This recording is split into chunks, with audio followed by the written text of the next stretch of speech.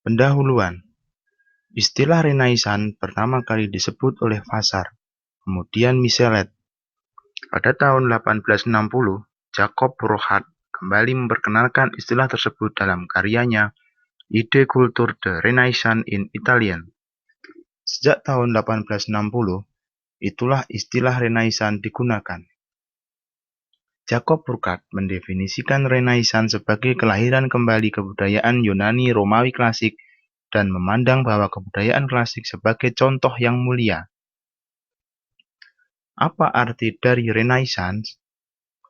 Pengertian, menurut Huizinga, Renaissance meneruskan dan melanjutkan kebudayaan klasik, sintesis antara kebudayaan klasik dengan budaya Kristen pada abad pertengahan.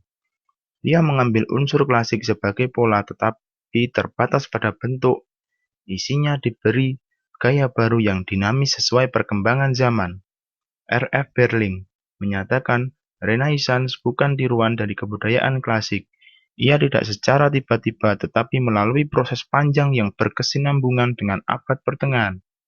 Renaissance merupakan paham tentang rasa keagamaan dan nasional yang hidup kembali. Karakteristik zaman Renaissance. Pemikiran yang muncul bersifat konkret, realistis dan nyata. Memuja manusia sendiri sebagai pencipta. Fokus pada dunia atau kebendaan. Nilai-nilai filosofis yang dianut dipengaruhi oleh kebendaan. Semboyan carpe diem sebagai antitesis dari memento mori. Seni pada zaman Renaissance mendorong kebebasan. Munculnya Renaissance sebagai gerakan kultural pada awalnya merupakan pembaharuan di bidang kejiwaan, kemasyarakatan, dan kegerejaan di Italia pada abad ke-14. Berakar pada cita-cita kesatriaan abad pertengahan yang menginginkan kemewahan, kemegahan, keperkasaan, dan kemasyhuran. Mereka mensintesiskan gagasan Kristiani dengan pemikiran klasik atau Yunani Romawi. Tujuan utama gerakan ini adalah mempersatukan kembali gereja yang terpecah belah akibat schisma atau perang agama. Timbulnya kota-kota dagang yang makmur akibat perdagangan mengubah perasaan pesimistis zaman abad pertengahan menjadi optimis. Dukungan dari keluarga saudagar kaya semakin menggelorakan semangat Renaissance sehingga menyebar ke seluruh Italia dan Eropa. Kota-kota di Italia sebagai pusat-pusat dari persebaran Renaissance. Renaissance pertama kali muncul di kota Florence.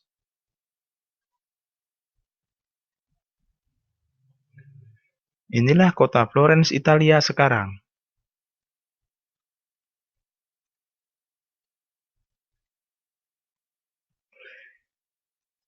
Renaissance di Italia.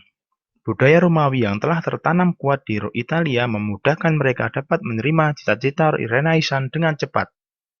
Kebesaran Italia pada masa Romawi menjadi inspirasi untuk memperoleh kembali kemasyhuran. Kota-kota Italia, khususnya Florence, tumbuh menjadi kota dagang yang makmur. Dukungan keluarga Medici, cita-cita Renaissance mendapat sambutan yang antusias di Florence. Tokoh-tokoh Renaissance. Perhatikan tabel di bawah ini.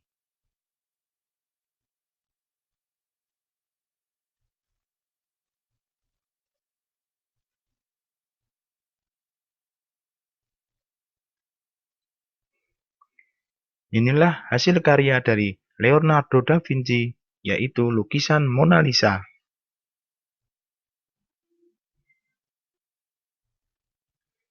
Dampak yang ditimbulkan, tumbuhnya kebebasan, kemerdekaan, dan kemandirian individu. Berkembangnya ilmu pengetahuan, teknologi, seni, dan budaya. Runtuhnya dominasi gereja. Menguatnya kedudukan kaum bourgeois sehingga mereka tumbuh menjadi kelas penguasa. Mendorong pencarian daerah baru sehingga berkorbalah era penjelajahan samudera. Era penjelajahan samudera. Bangsa yang mengawali gerakan penjelajahan samudera adalah Spanyol dan Portugal. Tujuan awalnya adalah menyerang bangsa Moor yang melarikan diri selama proses Reconquista. Setelah Laut Hitam ditutup untuk bangsa Eropa, Spanyol dan Portugal berusaha mencari jalan baru untuk melakukan perdagangan dengan dunia timur. Semboyan yang digelorakan oleh para explorer adalah gold, gospel, dan glory. Spanyol. Penjelajah Spanyol yang berhasil adalah Christopher Columbus 1451–1506 dan Ferdinand Magelhaens 1480–1521. Dengan dukungan dana dari penguasa Spanyol, Ferdinand V dan Ratu Isabella pada 3 Agustus 1492, Columbus berangkat dari Spanyol. 12 Oktober 1492, mendarat di Guanahani, sebuah tempat di Kepulauan Bahama. Tempat tersebut kemudian dinamakan San Salvador. Magelhaens berhasil menemukan Filipina pada 1520.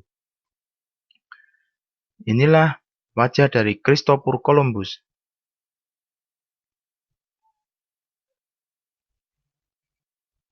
Portugal.